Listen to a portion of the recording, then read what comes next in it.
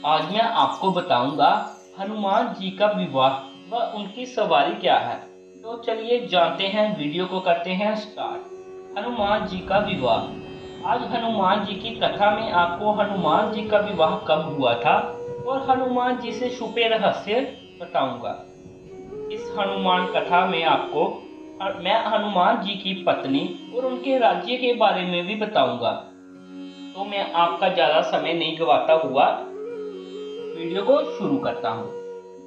हनुमान जी के विषय में हम सब जानते हैं कि उसका स्रोत सिर्फ रामायण में ही है।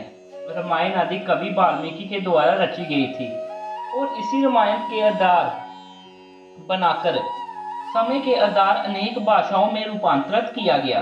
किंतु भारतवर्ष में अधिकतर लोगों को राम भगत हनुमान जी के अत्यंत आयामों की जानकारी तो नहीं है। वे त्रेता में श्री राम जी के साथ थे तो द्वापर में कृष्णा जी के साथ और इस कलयुग में भी वे जागृत हैं और आगे भी रहेंगे। हनुमान जी की कथा का विस्तृत वर्णन महर्षि पराशर की पराशर संहिता में मिल जाएगा। यह ग्रंथ किसी समय में दक्षिणी भारत में अत्यधिक प्रचलित था, किंतु कालवश यह लुप्त हो गया और कुछ लोगों के घर तक ही सीमित रह गया। उसी पराशर संहिता में से आज मैं आपको हनुमान जी के बारे में ऐसे तथ्य बताऊंगा जो रामायण में भी आपने नहीं देखे होंगे या शायद ही आज तक आपने पढ़े होंगे, परंतु पराशर संहिता में सहज ही मिल जाएगा। जैसा कि हम सभी को पता है कि हनुमान जी तो बाल ब्रह्मचारी थे और वाल्मीकि कम सहित किसी भी रामायण में रामचरितमानस में हनुमान जी के इसी रूप का वर्णन मिलता है। परंतु आपको जानकर आश्चर्य होगा कि पराशर संहिता के अनुसार हनुमान जी विवाह भी हुआ था, लेकिन इसके उपरांत भी हनुमान जी बाल ब्रह्मचारी ही रहे। हनुमान जी की कथा। एक हनुमान कथा के अनुसार हनुमान जी ने शिक्षा ग्रहण करने के लिए भगवान सूर्य को अपना गुरु बनाया था, लेकिन हनुमान जी को ज्ञान देते समय भगवान सूर्य के समक्ष एक धर्म संकट आ गया। वो ये कि कुल 9 तरह की विद्याओं में से बची 4 विद्या प्राप्त करने के लिए विवाहित होना आवश्यक था। हनुमान जी की पूरी शिक्षा लेने का प्रण कर चुके थे और बिना विवाह के वो संभव नहीं था। और इधर भगवान के सामने संकट था कि वह धर्म के अनुशासन के कारण किसी अविवाहित को कुछ विशेष विद्याएं नहीं सिखला सकते थे। ऐसी स्थिति में सूर्य देव ने हनुमान जी इस दैव ब्रह्मचारी रहने के प्रण का भान होते हुए भी अपनी परम तपस्वी और तेजस्वी पुत्री सुरवरचला को हनुमान जी से विवाह करने हेतु मना लिया। विवाह के बाद हनुमान जी ने अपनी शिक्षा पूर्ण की और सुरवरचला सदा के लिए अपनी तपस्या में रत हो गई और हनुमान जी भी आज एक ब्रह्मचारी ही हैं।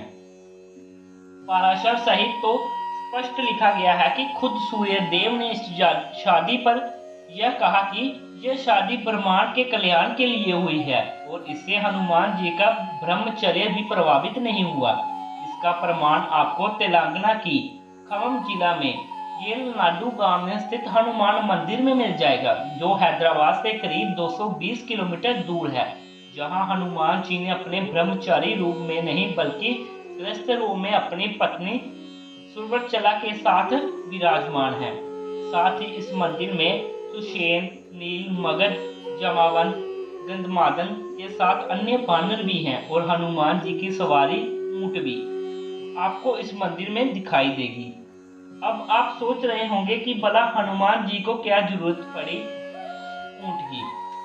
जब वो लंका जाने के लिए पूरा समुद्र जल संजीवनी लाने हेतु हिमालय को उड़कर सहज ही पार कर सकते थे, तो धीरे चलने वाले ऊंट की सवारी क्यों। वाल्मीकि रामायण में पराशर सहित में स्पष्ट रूप से बताया है कि सभी वानर लोग किष्किंधा राज्य में रहते थे और पंपासुर, जिसे अब पंपा झील भी कहा जाता है, के चारों ओर घूमते थे। यह पंपा सरोवर वर्तमान में कर्नाटक में हम्पी के पास कोप्पल जिले में है। यह तुंगभद्रा नदी के समीप है और इसे भारत में 5 पवित्र सरोवर या जिलों में से एक माना जाता है। अन्य 4 जिले हैं मानसरोवर, जो तिब्बत में कैलाश पर्वत के पास, बिंदु सरोवर गुजरात के सिद्धपुर के पास, नारायण सरोवर या नारायणसर कच्छ गुजरात में, और पुष्कर सरोवर अजमेर जिले राजस्थान में। इन पांचों को पुराणों में 5 सरोवर की संज्ञा दी गई है। रामायण के अनुसार वानर राज सुग्रीव कुछ वानर और हनुमान जी के साथ ऋषिमुख पर्वत पर रहते थे, जिसे आज अंजने हिल कहा जाता है और जिसे गलती से हनुमान के जन्म स्थान के रूप में प्रचलित किया गया।